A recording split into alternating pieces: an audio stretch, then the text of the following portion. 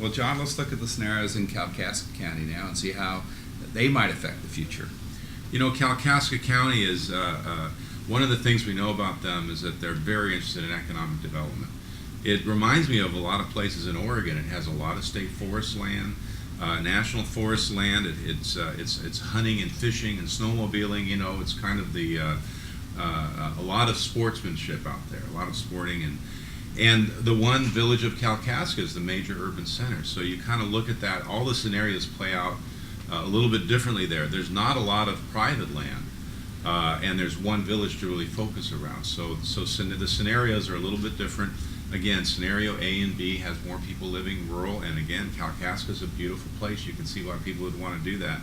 Scenario C and D, more concentration, and again, are going to require a little more investment in sewer and water in the village of Kalkaska. Right. So that may be one major decision people will be making, is whether the money that is available is spent on roads, or whether or not it's spent on better water and sewer service and making the town of Kalkaska and other small centers more livable for the future. You know, Kalkaska has a real advantage in that you've got M72 and US 131 coming together, important crossroads.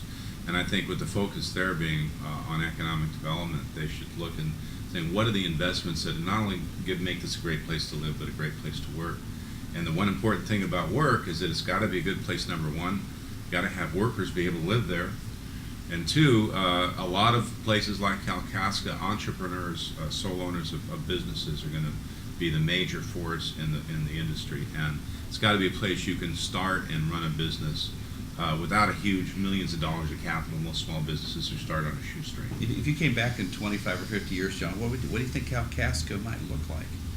You know, it's such a beautiful place, and it has a feeling of being a little bit remote, but you're really close to Traverse City and its connections to the world. So all kinds the of best things of small town living, yeah, as well as having a regional center close by. Your family is in Google.